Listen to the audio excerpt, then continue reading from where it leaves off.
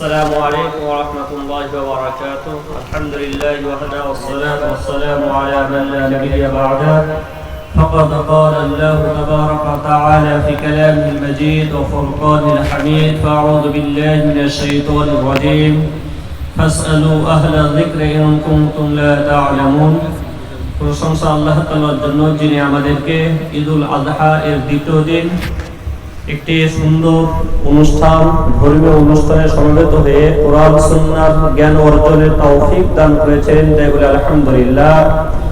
দরুদ ও সালাম বর্ষিত মহানবী সাল্লাল্লাহু আলাইহি ওয়াসাল্লামের প্রতি, যার আদর্শ অনুসরণে আমাদের ইহকাল এবং পরকালে কল্যাণ নিহিত, সে রাসূলের প্রতি দরুদ এবং সালাম পাঠ করে সাল্লাল্লাহু আলাইহি ওয়াসাল্লাম।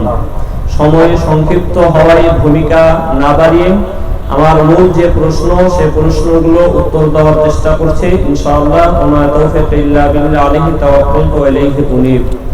আমার কাছে প্রথম প্রশ্ন: জাদুর মাধ্যমে কাউকে মানসিক রোগে আক্রান্ত করা কি সম্ভব? যদি কেউ আক্রান্ত হয়ে থাকে তাহলে এ থেকে পরিত্রাণের উপায় কি? অর্থাৎ তিনি জানতে চেয়েছেন জাদুর দ্বারা কারো মানসিক সমস্যা সৃষ্টি করা সম্ভব না সম্ভব নয়, যদি সম্ভব হয় এর প্রতিকার কি? আপনার এই প্রশ্নের উত্তরে বলতে চাই, জাদুর তার বাস্তবিক প্রভাব রয়েছে। এটা আল্লাহ সুবহানাহু ওয়া তাআলা জাদুর মাঝে এই ক্ষমতাটা তিনি দিয়েছেন।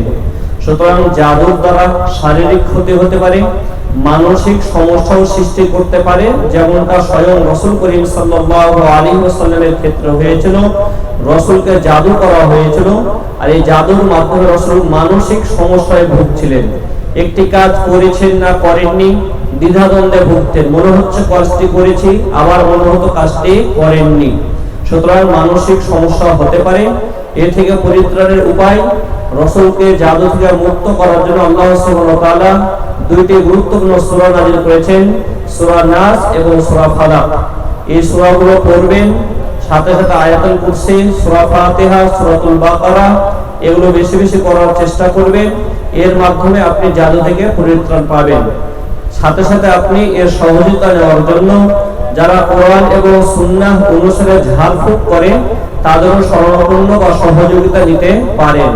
তবে যারা কুফরি কালাম দিয়ে ঝাড়ফুঁক করে পশ্চিমকালেও তাদের কাছে যাবেন না, এটা ঈমান ভঙ্গ হয়ে যাওয়ারও অবস্থা সৃষ্টি হতে পারে।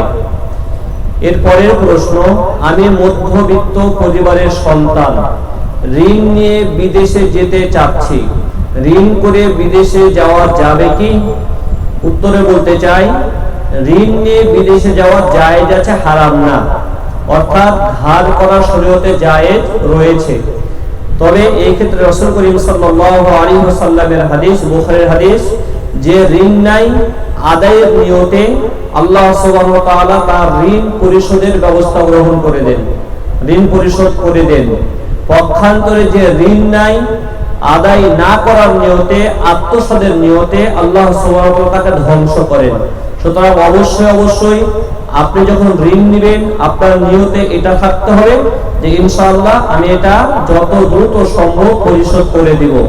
দ্বিতীয় নম্বর বিষয়, এই ঋণ নেওয়ার ক্ষেত্রে আপনি লাভ দিবেন, মুনাফা দিবেন, এটা যদি শর্ত করেন এটা হারাম হবে, এটা সুদ হবে। আমাদের মুরব্বী যিনি সুদ নিয়ে বলতে যাচ্ছিলেন, সুদের কিছু প্রকার আছে, আগে প্রকারগুলো বুঝতে হবে, তারপরে সুদ নির্ধারণ করতে পারবেন। প্রকারের মধ্যে গুরুত্বপূর্ণ, রিবাকে তিন ভাগে, সুদকে তিন ভাগে ভাগ করা যায়: রিবাল ফাদল, রিবাল নাসিআ, রিবাল কর্দ। আমি যেটা নিয়ে আলোচনা করছি রিবাল কর্দ, অর্থাৎ ঋণের কারণে যে লাভ নেওয়া হয়। আপনি কাউকে টাকা দিয়ে কিছু লাভের শর্ত করবেন, সেই লাভটা টাকা হতে পারে, অন্য কিছু হতে পারে। যেই কোনো কিছু লাভের শর্ত করা এটা সুদ হিসাবে গণ্য হবে, এটা হারাম হবে, এটা বৈধ হবে না। এই বিষয়ে অবশ্যই সচেতন থাকবেন। এরপরে প্রশ্ন করেছেন শাইখ বাদা সালাম বা বাদ সালাম, একটি ইসলামী দল জান্নাতের টিকিট বিক্রি করছে এবং নিজ দলকে জান্নাতের দল হিসেবে প্রচার করছে, এটাকে শরীয়তের দৃষ্টিতে ঠিক করছে? এর উত্তরে বলতে যে, অর্থাৎ প্রশ্ন বুঝেছেন কোনো দল নিজেকে জান্নাতের দল হিসেবে আখ্যায়িত করছে এবং সবাইকে সার্টিফিকেট দিচ্ছে, আমার দলের সদস্য হলে আপনারা জান্নাতে হবেন, এরকম কিছু। এটা সঠিক না, সঠিক নয়। প্রথম কথা, শরীয়তের নিয়ম হলো দাবি করলে কিছু পাওয়া যায় না। যেটা পাওয়ার মূল মাপকাঠি হচ্ছে দলিল। দলিল থাকলে পাবেন, নয়তো পাবেন না। সুতরাং যে দল নিজেকে জান্নাতে দাবি করছে, সে দল যদি সত্যিকার অর্থে রাসূল করিম সাল্লাল্লাহু আলাইহি ওয়াসাল্লামের রেখে যাওয়া সুন্নাহ এর অনুসারী হয়, সুন্নাহ অনুপাতে সে তার দলের কর্মকাণ্ড পরিচালনা করে, সুন্নাহ কেন্দ্রিক আকীদা সে বিশ্বাস করে, ধারণ করে, তাহলে তার কথা সঠিক হতে পারে। কিন্তু নির্দিষ্ট কোনো ব্যক্তিকে জান্নাতি বলা, আমার দলের শামিল হলে আপনি জান্নাতি হয়ে যাবেন, এ ধরনের কথা বলা সঠিক নয়। অবশ্যই এটা থেকে বিরত থাকতে হবে। আর দাবি করলে হয় না। দাবির মূল মাপকাঠি হচ্ছে কোরআন এবং সুন্নাহ, যেটা রাসূল করিম সাল্লাল্লাহু আলাইহি ওয়াসাল্লাম তিনি বলছেন, তারাকতু ফীকুম আমরান লান তাদিল্লু মা তামাসসাকতুম বিহিমা, তোমাদের মাঝে দুইটা জিনিস রেখে দিলাম, যতদিন আঁকড়ে ধরবে পথভ্রষ্ট হবে না, একটি কিতাব আর একটি সুন্নাহ। এখানে গুরুত্বপূর্ণ একটা বিষয় হচ্ছে, কোরআন সুন্নাহর দলিল থাকলেই হবে না। ভালো করে বোঝার চেষ্টা করেন। কোরআন সুন্নাহর দলিল থাকলেই হবে না। কোরআন সুন্নাহর সেই দলিলের বুঝটি সালাফদের বুঝ অনুসারে হতে হবে। কোরআনের দলিল আপনি বললেন যে কোরআনে আয়াত আছে, সাহাবাদের বুঝের সাথে মিলল না, আপনার তাবিঈদের বুঝের সাথে মিলল না, আপনি সেই দলিল গ্রহণ করলেন, হবে না। সুতরাং কোরআন এবং হাদিসের সেই দলিল থেকে সালাফে সালিহিনগণ যেটা বুঝেছেন, সেই বুঝ অনুপাতে যদি সঠিক হয়, তাহলে আপনি সঠিক দল হিসেবে চিহ্নিত হবেন। তবে আবারও নির্দিষ্ট করে কাউকে জান্নাতে বলা, এটা শরীয়ত সম্মত নয়। দলের অন্তর্ভুক্ত হলে জান্নাতে হবে, বিষয়টা এরকম নয়। রাসূলের সাথে জিহাদে অংশগ্রহণ করার পরেও রাসূল সেই ব্যক্তিকে জাহান্নামী হিসেবে আখ্যায়িত করেছেন। সুতরাং এই বিষয়ে অবশ্যই সতর্কতা অবলম্বন করতে হবে। বারাকাল্লাহু ফীক। সন্তান অল্প বয়সে বিয়ে করতে চাইলে পিতামাতার করণীয় কি বিস্তারিত জানতে চাই। সন্তান যদি অল্প বয়সে বিয়ে করতে চায়, পিতামাতার যদি সক্ষমতা থাকে সন্তানকে বিয়ে করানোর, তারা চেষ্টা করবেন, সন্তানকে বিয়ে করানোর চেষ্টা করবেন। এটা তাদের জন্য সাদাকা বা দান হিসেবে গণ্য হবে। আরেকটি বিষয়ে, সন্তান যদি বিবাহ না করার কারণে ব্যভিচার বা অবৈধ সম্পর্কে জড়িয়ে পড়ার দৃঢ় সম্ভাবনা থাকে, এই ক্ষেত্রে পিতামাতার জন্য আবশ্যক হচ্ছে তার সন্তানকে সেই পাপ থেকে বিরত রাখার জন্য বিয়ের ব্যবস্থা করা। তবে যদি পিতামাতার সক্ষমতা না থাকে, সেই সন্তানেরও সক্ষমতা নেই, এই ক্ষেত্রে রাসূল করিম সাল্লাল্লাহু আলাইহি ওয়াসাল্লামের আদর্শ তিনি আমাদের শিক্ষা দিয়েছেন, সেই সন্তানকে, যুবককে বেশি বেশি সিয়াম পালন করতে হবে। সিয়ামের মাধ্যমে সে তার যৌনতাকে নিয়ন্ত্রণের চেষ্টা করবেন, হারাম সম্পর্কে জড়িয়ে পড়বেন না। এরপরে প্রশ্ন, রাসূল সাল্লাল্লাহু আলাইহি ওয়াসাল্লাম ইসলামী রাষ্ট্রের প্রেসিডেন্ট ছিলেন, একটি হাদিস, এটি কি হাদিস দ্বারা প্রমাণিত? হ্যাঁ, রাসূল করিম সাল্লাল্লাহু আলাইহি ওয়াসাল্লাম ইসলামী রাষ্ট্রের প্রেসিডেন্ট ছিলেন, তিনি খলিফা ছিলেন, তিনি নবী ছিলেন, রাষ্ট্র পরিচালনা করেছেন। এটা রাসূলের হাদিস এবং অসংখ্য ইতিহাস এবং বিভিন্ন দলিল প্রমাণ দ্বারা সাব্যস্ত। তবে একটি বিষয় মনে রাখতে হবে, অত্যন্ত গুরুত্বপূর্ণ একটি বিষয়, রাষ্ট্র প্রতিষ্ঠা বড় সুন্নাত না আকীদা সংশোধন বড় সুন্নাত? কোনটা আবশ্যক? রাষ্ট্র প্রতিষ্ঠা করা আবশ্যক না আকীদা সংশোধন আবশ্যক? আগে এটা আমাদের নির্ণয় করতে হবে। সহজে বোঝার জন্য বলি, আপনার দুইটি রোগ আছে, একটা হলো ডায়াবেটিস, আর একটা হলো আপনার পিত্তথলিতে পাথর হয়েছে। আপনার পাথরের জন্য আপনাকে অপারেশন করতে হবে, আবার ডায়াবেটিস নিয়ন্ত্রণ না করলে অপারেশন করে ঘা হয়ে মারা যাওয়ার সম্ভাবনা রয়েছে। প্রথমে ডায়াবেটিসের চিকিৎসা করবেন না প্রথমে আপনি অপারেশন করবেন? অবশ্যই প্রথমে আগে আপনাকে ডায়াবেটিসের চিকিৎসা করতে হবে। অনুরূপ ভাবে আগে আকীদা সংশোধন না আগে রাষ্ট্র প্রতিষ্ঠা?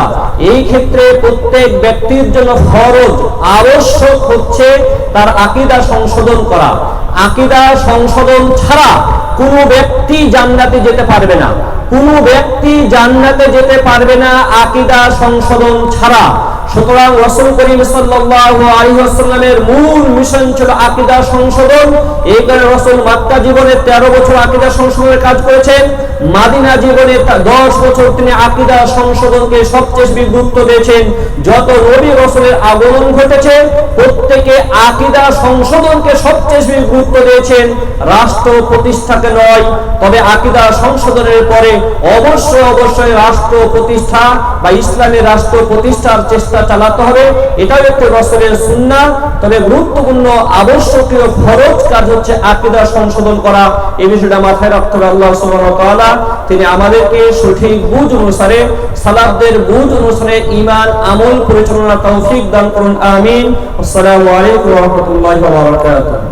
হায়াকুমুল্লাহ, বারাকাল্লাহু ফিক। আমি সাহিত্য অনুরোধ করব যে আপনার যে প্রশ্নগুলো ছিল এই প্রশ্নগুলোর মধ্য থেকে দুইজনকে প্রশ্ন করবে, সঠিক উত্তরদাতাকে অনুষ্ঠানের পক্ষ থেকে পুরস্কৃত করা হবে ইনশাআল্লাহ।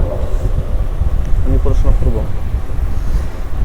ঠিক আছে, আমাকে প্রশ্ন করতে বলা হয়েছে, আমার কথা আপনারা বুঝলেন কিনা এ সম্পর্কে জানার জন্য প্রশ্ন করব। হাত তুলবেন, ইনশাআল্লাহ আমি সিলেক্ট করার চেষ্টা করব। সে অনুপাতে সঠিক উত্তর হলে আপনাকে পুরস্কৃত করা হবে ইনশাআল্লাহ। আমার প্রথম প্রশ্ন হচ্ছে, নবী রাসূলদের মূল দায়িত্ব বা ভিশন কি ছিল? এই ভাই আগে হাত তুলছেন। বারাকাল্লাহু ফিক। রাসূলদের মূল ভিশন, মূল লক্ষ্য উদ্দেশ্য ছিল আকীদা সংশোধন করা। সুতরাং ওনার উত্তর সঠিক হয়েছে। পুরস্কার নেওয়ার জন্য অনুরোধ করছি। পুরস্কার তুলে দিচ্ছেন আমাদের আজকের অনুষ্ঠানের সভাপতি।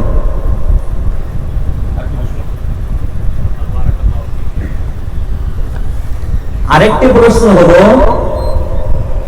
আমি বলেছিলাম সুদের কয়েকটি প্রকারের কথা বলেছিলাম, যে আগে হাত তুলবেন তিনি আগেই বাতিল হয়ে যাবেন। প্রশ্ন শেষ করার পরে হাত তুলতে হবে। সুদের কয়টি প্রকার বলেছিলাম? জি, সুদের কয়টি প্রকার বলেছিলাম, কি কি এটা বলতে হবে সাধারণ মানুষের মধ্যে, মাদ্রাসা শিক্ষিত না, সাধারণ মানুষ। আপনি বলেন কি কি? জাযাকুমুল্লাহু খাইরান জাযা ওয়া বারাকাল্লাহু ফিক। ঠিক আছে, মঞ্চে আসছে আমাদের পুরস্কার নেওয়ার জন্য। আমরা সময় অপব্যয় না করে আমরা চলে যাচ্ছি আবারও প্রশ্নের উত্তরদাতার কাছে। আমি ইতিমধ্যে যিনি প্রশ্নের উত্তর দিলেন